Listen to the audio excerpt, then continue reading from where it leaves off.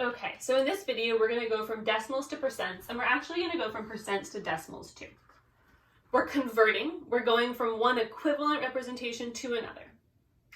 Let's start with the decimal 0.2. How can we rate that as a percent? Remember that percent means out of 100. So we want to figure out how many hundredths are in this decimal. I'm going to actually add a 0 here because this is the hundredths place. So when I look at it like this, I can see that there are 20 hundredths. So we can write that as a fraction, 20 hundredths, which is the same thing as 20%. 20 hundredths, 20%. Let's look at another example. 0.452. Okay, so this is the hundredths place. This is the thousandths place. So I know that this is the same thing as 452 thousandths. But how many hundredths is it? Well, we can write it as 45.2 hundredths.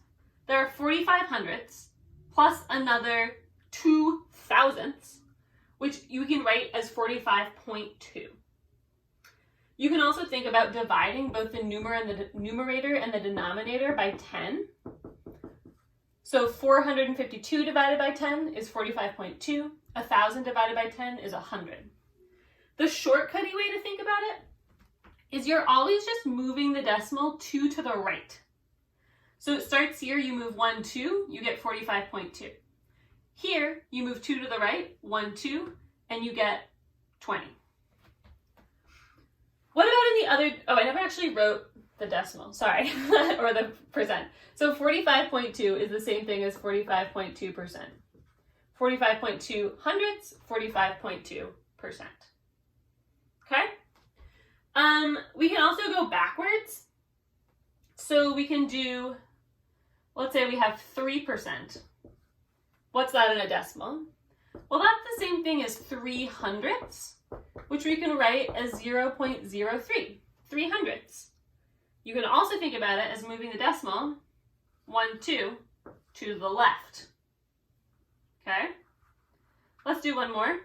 If we have 12.5%, that's the same thing as 12.5 hundredths, which we could write as 0.125.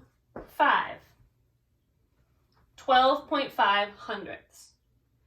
You can also think about it as just moving the decimal point to the left. Okay, so these look really, really similar. All the numbers stay the same. It's just about where the decimal point is. And remembering what the hundredths place is in a decimal is the best way to really remember how to do this.